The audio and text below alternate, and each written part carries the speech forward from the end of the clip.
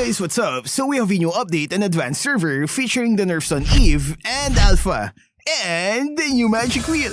First is the nerf on Yve's slow effect. The developers weakened the slow effect on her second and ultimate skill from a maximum of 75% down to 40%. She'll definitely need the slow from Ice Queen 1 this time. For Yve means, enjoy it while it lasts. That is inevitable. Next is Ling. With the new talents plus the upcoming critical item adjustments, Ling can easily achieve high critical chance. Because of this, they had to nerf his passive by reducing the bonus critical chance from 2 down to 1.6. That means he will get less critical chance from items and emblems. And his first skill gained a slight increase in critical chance. This is just a balancing adjustment because of the upcoming changes on Scarlet Phantom and Hass's Claws. At level 15, using only those two items, Ling can get a total of 84% critical chance. Not bad.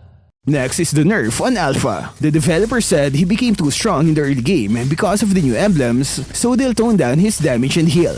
His passive will get a minus 20% attack scaling, and his second skill will have a lower base damage and heal. More than half of his heal is removed in the early game, but late game remains the same except for his passive damage. Does Alpha deserve this nerf?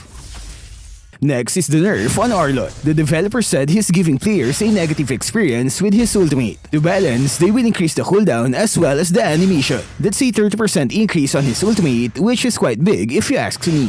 They said it's a way to give the enemy more time to react. Next is Uranus. He became too powerful with the basic common emblem, so they'll have to cut down his healing powers in the early and mid-game. Lower base heal on his passive, but it remains the same at late game. That means only his early game heal is nerfed. I guess it's fine because basic common emblem can cover his region at the start. Next is the nerf on Freya. Her second skill is too easy to spam, so they'll nerf its cooldown. That's an additional 1 to 2 seconds. And they also shortened the window time to cast the skill again from 5 down to 3.5 seconds.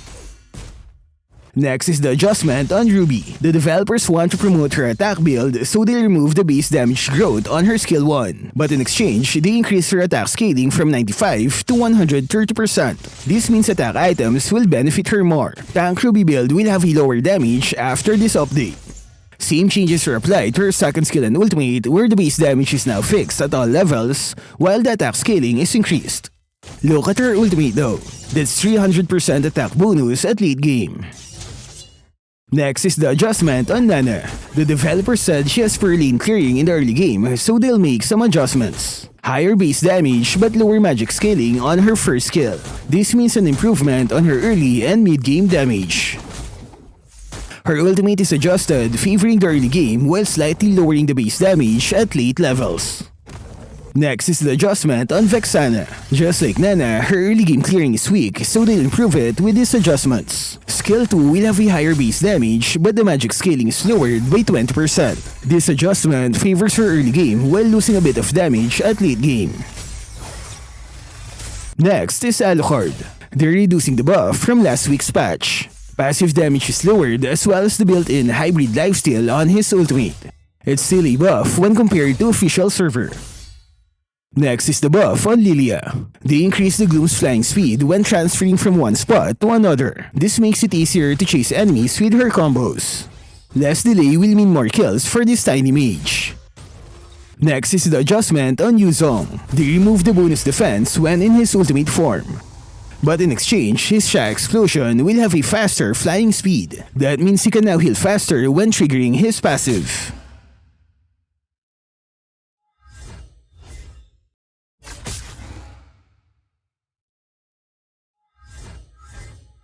Next is the new skill indicator for Gusion. Does it seem too big though? It looks like a peacock tail. Next is the Revamped Lolita. As expected, she is getting nerfed. They lowered the amount of shield she can generate from the previous 1,950 down to 1,350 shield when at maximum stacks. First skill will have a lower HP base damage from 10 down to 7.5%. And second skill damage limit will be lowered. Hopefully it's still enough to absorb high burst damage. Next is the new hero, Nolan. His enhanced basic attack will now activate just like the item Blade of the Heptases, where you need 5 seconds of not dealing or taking damage from enemy heroes. This makes his combo a bit harder to execute and also less frequent. But in exchange, his passive now has a higher damage, so he's now more focused on burst damage instead of continuously spamming rifts. Next are the adjustments on the match spacing. They increase the required experience for level 2 to 4 while reducing level 4 to 6. And they also increase the team experience when killing the turtle. What this means is that your team is now required to fight over the first turtle because it will give you better rewards in the early game. If you constantly give out turtles, your team will be left behind. Next is the new tower damage computation. They increase the magic power effect on tower damage from 60 to 100%. This means mages who build magic power items can now deal decent damage against towers. Right here, I'm using only 2 items on this mage, but my damage is pretty high. Mages with no attack speed can now effectively push lanes. Next is the nerf on everyone's favorite item, steel Legplates. They added 100 gold to its price. The developer said it's too versatile, so an adjustment is needed. Next are the new skill sound effects for Chou, Valir, and Pharsa. Tell me if you can spot the new sound effects. This is for Chou.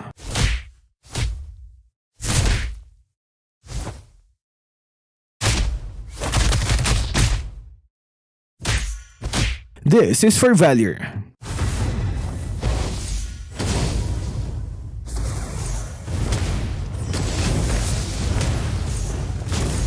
And this is for Pharsa.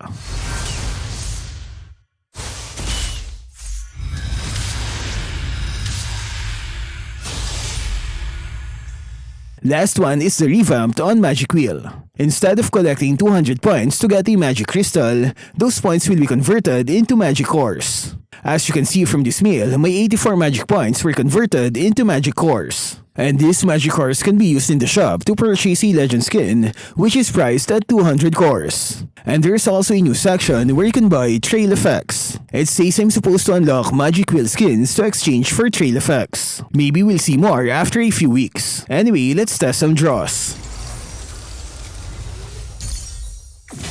What?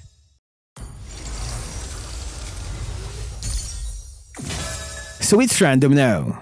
It's no longer guaranteed on each draw. Sometimes you get 5 magic cores, sometimes you don't. Anyway, I'll continue until I've used up all my magic potions.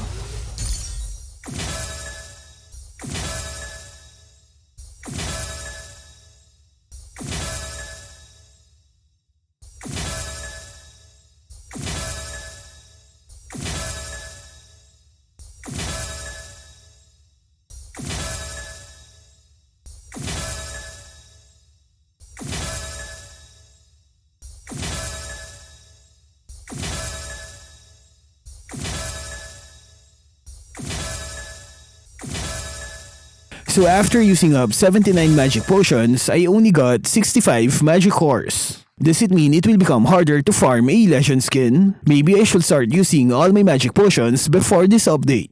What about you? What do you think? Share it in the comment section. That's all for this video. Stay safe and thank you for watching.